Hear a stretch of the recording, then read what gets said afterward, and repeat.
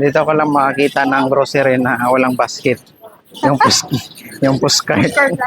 Pushcart lang walang basket. Dito, may basket. Naubusan sila, ma'am. Wala nga. Wala, naubusan sila. Baka nasa counter lahat. Wala nga yun. Ay no, nasa counter.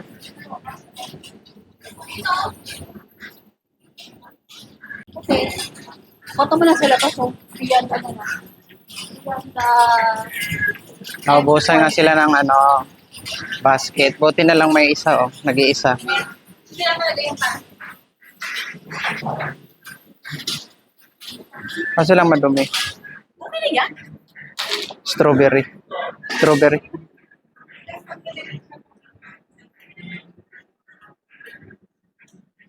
Doon tayo sa Doon tayo sa isda. Isda at saka karne. Bakit? O gulay na lang, gulay. Meron kayo sa ano? Pwede bumili ng Ah. Ah.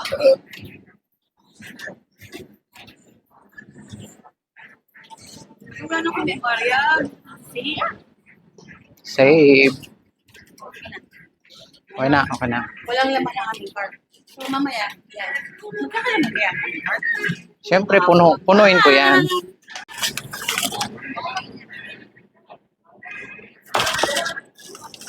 Piliw natin yung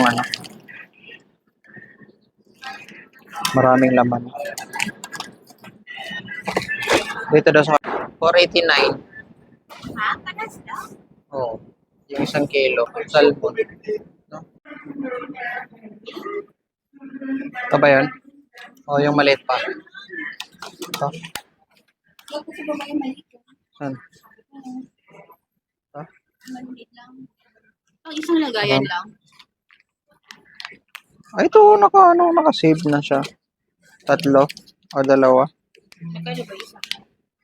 Buy one, take one. Save 4 pesos.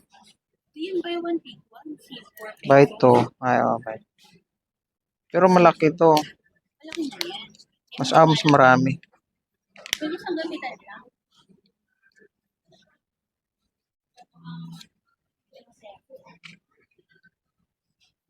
Ito na. 2. UFC na ketchup. Hindi naman UFC yung binili mo eh. Kaya guys, umuwi kami luhaan kasi haba na pilo. Ano masasabi mo? Yeah.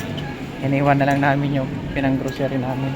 Bahala na si Kuya Dicer. Bahala na si Kuya Dicer. Sobrang haba ng pila. 2 lang yung cashier.